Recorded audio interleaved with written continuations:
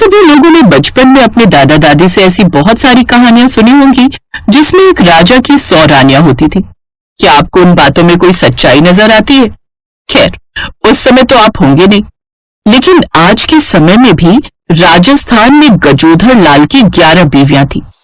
यार गजोधर, तुमने बेटे की चाह में 11 शादियां कर डाली।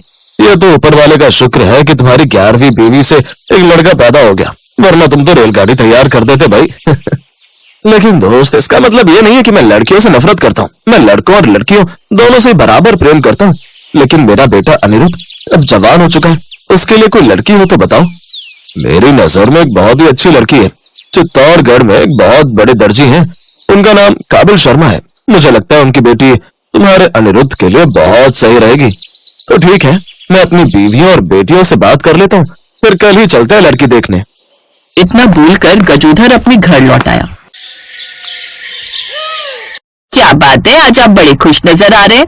लगता है पापा अपनी 12वीं शादी करने की फिराक में है। पापा, 12वीं शादी करने के बारे में तो सोचना ही मत। अरे तुम लोग मेरी बात तो सुनो। मैं अपनी शादी के बारे में नहीं, बल्कि तुम लोगों के भाई की शादी को लेकर खुश हूँ। कल हम उसके लिए लड़की देखने चलेंगे। अनिरुद्ध, कल जल्दी उठ जाना। ठीक है बाबा। अगले दिन गजोधर अपने पूरे परिवार को लेकर लड़की के घर पहुंच गया। 2 दोस्तों को मिलाकर कुल 115 लोग थे। लड़की वाले हैरान हो गए। भाई साहब, आप मेरी बेटी को देखने आए हैं या सीधा बारात लेकर चले आए हैं? अरे भाई साहब, मेरे दोस्त ने आपके बारे में बताया था। ये सब मेरा परिवार है। क्या बात है भाई साहब, आपके अंदर स्टेमिना बहुत है। मुझे आपके दोस्तों ने बताया तो था, फिर भी मुझे यकीन नहीं था कि आज के जमाने में 11 बीवियां भला कौन पाल सकता है। मेरी बेटी तो धन्य हो जाएगी आपके घर जाकर। चाची, इसी बात पर हमारी होने वाली भाभी को तो बुलाइए। थोड़ी देर में उसकी बेटी पायल सर के ऊपर चुन्नी डालकर सबके लिए चाय नाश्ता लेकर आई। बहू ने तो इतने सारे लोगों का नाश्ता एक साथ तैयार किया है। अरे तुम्हारा सूट बेटा बहुत प्यारा लग रहा है। मैं 500 लोगों का खाना आराम से बना लेती हूँ, मुझे कोई थकावट नहीं होती। और ये सूट मैंने अपने हाथों से ही बनाया। मैं कभी दूसरों के बनाए कपड़े नहीं पहनती। माँ, शादी के लिए जल्दी से हाँ कर दो। हमारी होने वाली भाभी तो कितनी अच्छी दर्जी है, हमारे लिए भी अच्छे अच्छे सूट बनाया करेंगी। दोनों परिवारों के बीच घंटों तक बातें हुई। गजोधर के परिवार को पायल बहुत पसंद आई। पायल को भी अनिरुद्ध पसंद आ गया और 1 महीने के अंदर दोनों की धूमधाम से शादी हो गई। क्या बात है बहू, इतना खूबसूरत राजस्थानी लहंगा तो पूरे राजस्थान में नहीं मिलता। लगता है कहीं बाहर से मंगाया है तुमने। अरे नहीं बहन जी, ये लहंगा तो मेरी बहू ने खुद डिजाइन किया है।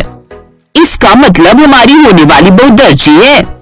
दर्जी नहीं है आंटी जी, आज के जमाने में उसे फैशन डिजाइनर कहते हैं। दर्जी तो वो होता है जो एक जैसे कपड़े बनाता है, लेकिन हमारी भाभी हर बार एक नया डिजाइन बनाती है। तो इस तरह पूरे गांव में रौनक हो गई। पूरा गांव जानने लग गया कि पायल एक बहुत अच्छी दर्जी है। लगता है कोई लालच है तुम लोगों को अपनी भाभी से। माँ, कैसी बातें कर रही हो? भाभी, हमने अभी तक आपसे कुछ मांगा? अरे नहीं सासू माँ, मेरी नंदे तो इस दुनिया की सबसे प्यारी नंदे हैं। इन लोगों ने मुझसे अभी तक कुछ भी नहीं मांगा। खैर, रात में अनिरुद्ध और पायल की सुहाग रात थी। पायल, तुम इतने बड़े परिवार को देखकर घबरा तो नहीं रही हो? तुम्हें अच्छा तो लग रहा है ना? अभी तक मेरे परिवार में सिर्फ मैं और मेरे पिताजी थे। इतना बड़ा परिवार तो मैंने पहली बार देखा है। मुझे बहुत अच्छा लग रहा है बड़े परिवार में आकर। सच कहूँ तो मैंने आपको देखकर हाँ नहीं कहा था, बल्कि इतना बड़ा परिवार देखकर शादी के लिए हाँ किया था। इसका मतलब मैं तुम्हें पसंद नहीं हूँ? अरे मैं तो मजाक कर रही थी। खैर, अगली सुबह उसकी सभी नंदे नाश्ता करके कॉलेज चली गई। प्रिंसिपल ने सभी लड़कियों को एक साथ कॉन्फ्रेंस रूम में बुलाया और कहा, इस बार हमारा कंपटीशन राजस्थान के बहुत बड़े कॉलेज के साथ है, लेकिन इस बार फैंसी ड्रेस कंपटीशन में तुम 100 बहनें पार्टिसिपेट नहीं करोगी। सर, ऐसा क्यों कह रहे हैं आप? हम इस बार पार्टिसिपेट जरूर करेंगे और देखना, हम ही जीतेंगे। देखो, हर बार मैं तुमको मौका देता हूँ, लेकिन तुम लोग हमारे कॉलेज की नाक कटा देती हो। अरे जीतना तो छोड़ो, दूसरे या तीसरे नंबर पर भी हमारा कॉलेज नहीं है आज तक। लेकिन सर, हमें एक आखिरी मौका दीजिए। इस बार हमारे कॉलेज का नाम नंबर 1 पर होगा। ये मैं आपको गारंटी के साथ कह रही हूँ। सॉरी, मैंने तुम लोगों को बहुत मौके दिए, पर इस बार मैं चांस नहीं ले सकता। सभी अपना उदास मन लेकर घर वापस लौट आए। पायल ने उनका उदास चेहरा देखा और पूछा, क्या हुआ? मेरी हंसती खेलती नंदों के चेहरे से मुस्कान अचानक कहाँ गायब हो गई? उसकी नंदों ने सारी बात पायल को बताई। चिंता मत करो, इस बार फैंसी ड्रेस कंपटीशन तुम लोग ही जीतोगी और मैं तुम सभी के लिए खुद अपने हाथों से ड्रेस डिजाइन करूंगी। क्या बात है भाभी, आइडिया तो बहुत अच्छा है, लेकिन दुख की बात यह है कि प्रिंसिपल ने हम लोगों को मौका ही नहीं दिया। जब घी सीधी उंगली से ना निकले तो उंगली कभी कभी टेढ़ी भी करनी पड़ती है। तुम सब मेरी बात ध्यान से सुनो। पायल ने उन सभी को प्लान समझा दिया। उन सभी तरीकों के लहंगे पायल ने 1 महीने के अंदर बनाकर तैयार कर दिए। क्या बात है भाभी, आपने तो पूरी धरती के कल्चर हमारे लहंगों में डाल दिए। इससे सिर्फ हमारे कॉलेज का ही नहीं बल्कि हमारे इंडिया का भी नाम पूरे वर्ल्ड में फेमस हो जाएगा। आपको तो ऑर्डर पर ऑर्डर मिलने लगेंगे।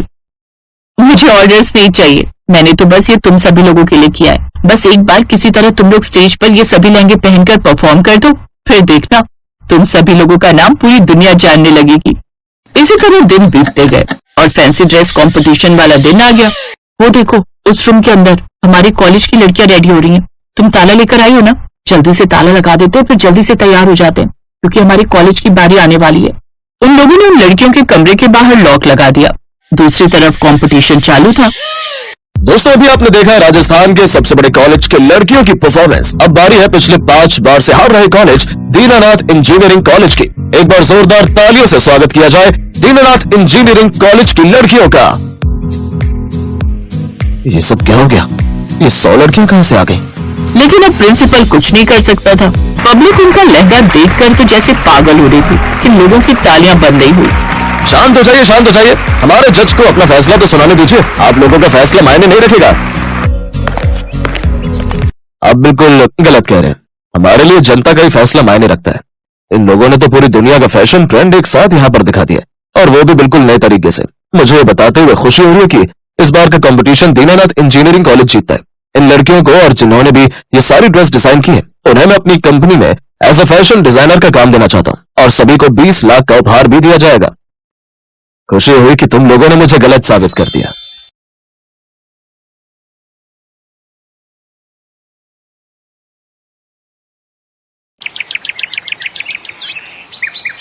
रामपुर मोहल्ले में एक बड़े से घर से सुबह 4 बजे ही आरती की आवाज पूरे मोहल्ले में गूंजने लगती थी।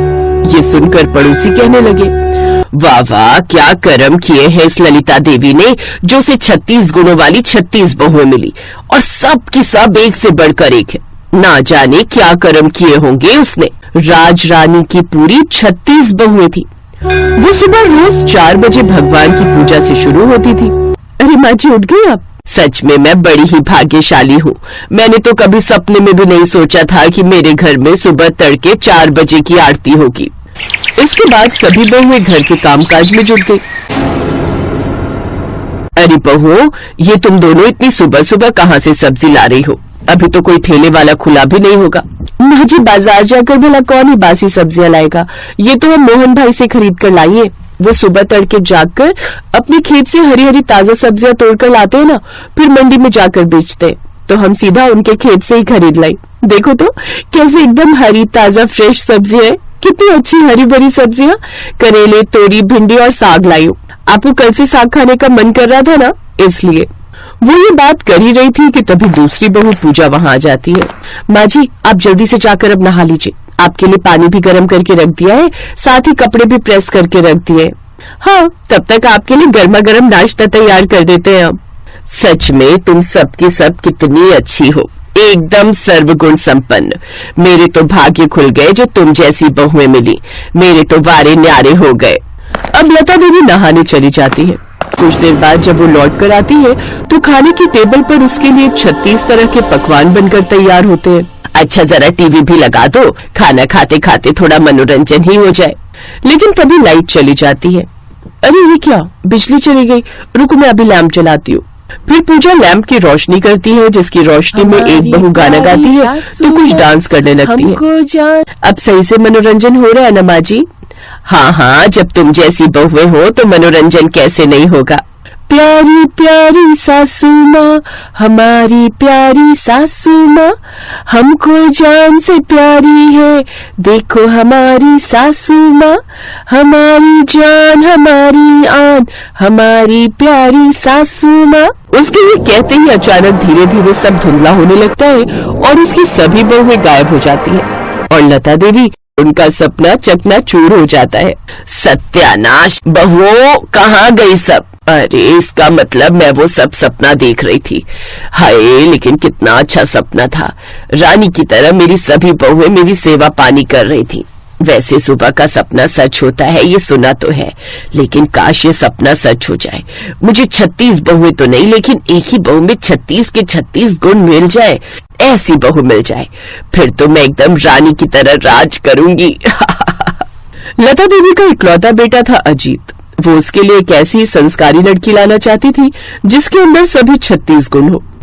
पंडित जी, मुझे ऐसी बहू चाहिए जो अच्छा खाना बनाना भी जानती हो, पूजा पाठ वाली भी हो, गाना भी जानती हो, नाचना भी जानती हो और जो बड़ों का आदर सत्कार करना जानती हो। कुल मिलाकर ये मान लीजिए मुझे 36 गुणों वाली बहू चाहिए। आप जानती है ना, आजकल के जमाने में ऐसी लड़की मिलना संभव है। वो बिल्कुल ठीक कह रहा भाग्यवान, इसीलिए तो आज तक कवारा रह गया। अरे अब एक लड़की में सब मिलना मुश्किल है। हाँ माँ, एक में सिर्फ एक ही गुण मिलेगा और तुम ऐसा नहीं चाहती तो फिर मेरी 36 लड़कियों से शादी करवा दो जिन सब में हर एक गुण हो। चुप कर, 36 गुणों के लिए मैं 36 बहुएं ले आऊं क्या? अरे इतनी बहुएं रखेगा कहाँ? पंडित जी, आप तो कोई एक ही लड़की बताइए। ये देखिए, ये रही 36 गुणों वाली लड़की निहारिका। इस लड़की की कुंडली साक्षात देविक कुंडली है, 36 गुणों वाली है। आपके बेटे का संजोग इसी के साथ है, खूब जोड़ी जमेगी दोनों की। वाह वाह, ठीक है पंडित जी, तो आप आज ही जाकर बात आगे बढ़ाइए। देखिए लता जी, आपके मन मुताबिक 36 गुणों वाली बहू ढूंढ कर दी है तो दक्षिणा भी मैं मोटी ही लूंगा। हाँ हाँ, चिंता मत कीजिए, मेरा इकलौता बेटा है, दिल खोल कर दक्षिणा दूंगी। अब सही से मनोरंजन हो रहा है ना माँ जी? हाँ हाँ, जब तुम जैसी बहुएं हो तो मनोरंजन कैसे नहीं होगा। प्यारी प्यारी सासू माँ, हमारी प्यारी सासू माँ, हमको जान से प्यारी है, देखो हमारी सासू माँ, हमारी जान हमारी आन, हमारी प्यारी सासू माँ। उसके ये कहते ही अचानक धीरे धीरे सब धुंधला होने लगता है और उसकी सभी बहुएं गायब हो जाती हैं और लता देवी, उनका सपना चकनाचूर हो जाता है। सत्यानाश, बहुओं कहाँ गई सब? अरे इसका मतलब मैं वो सब सपना देख रही थी।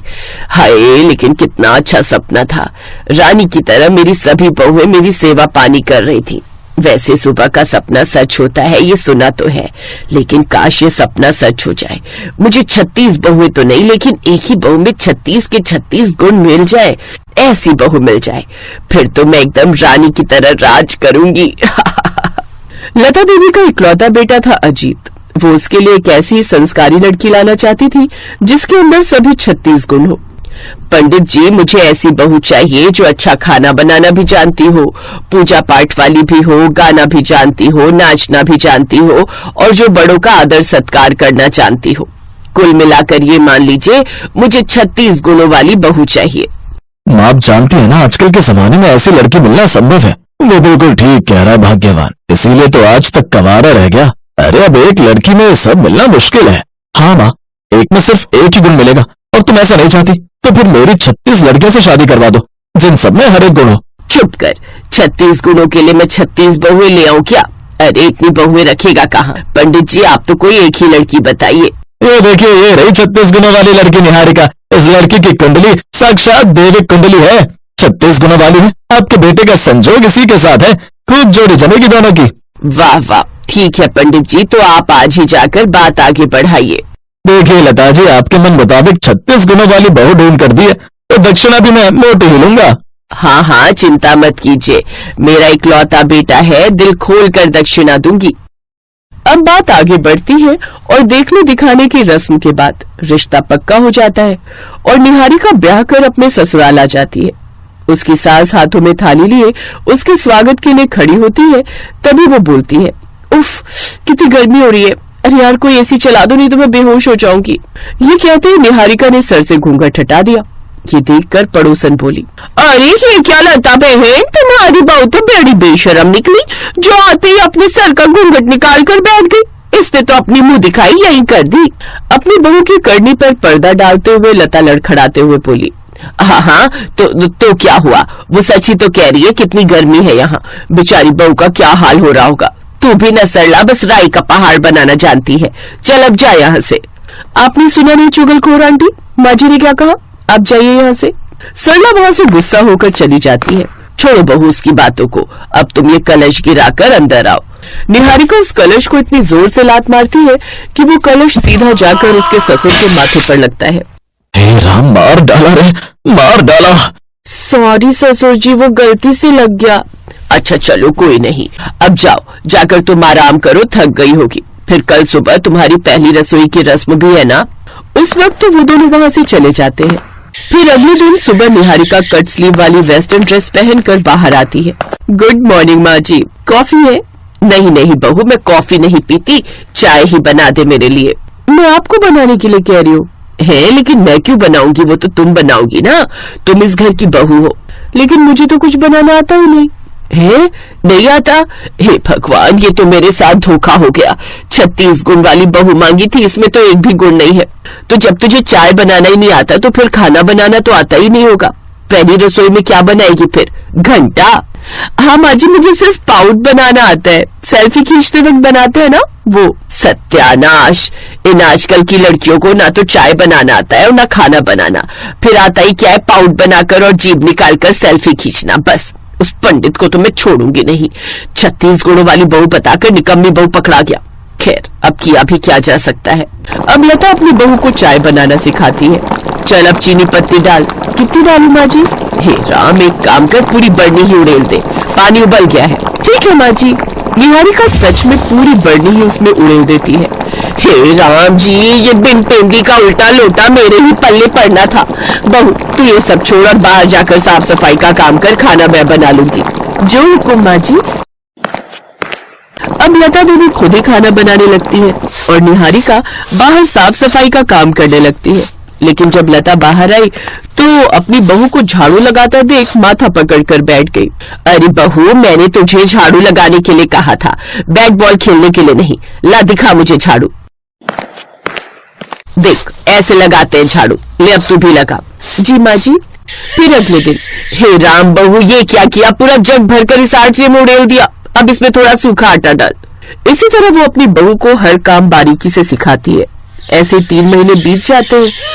एक रोज, अरे रसोई बनाने में देरी हो गई, जल्दी से खाना बना लेती हूँ। तभी निहारिका अपनी सास का हाथ पकड़कर उन्हें डाइनिंग टेबल तक ले जाती है। ये सब किसने बनाया बहू? माँ, ये सब आपकी बहू ने अपने हाथों से बनाया है। अब तो आप मान गई ना, आपकी बहू अब 36 गुणों वाली बहू बन गई है। ये सुनकर लता देवी की आंखों में आंसू आ जाते हैं और वो नम आंखों से बोलती है। जीती रह बहू। आपका बहुत बहुत शुक्रिया माँ जी, जो आपने मुझे हर काम अच्छे से सिखा दिया और अपनी इस बहू को 36 गुणों वाली बहू बना दिया।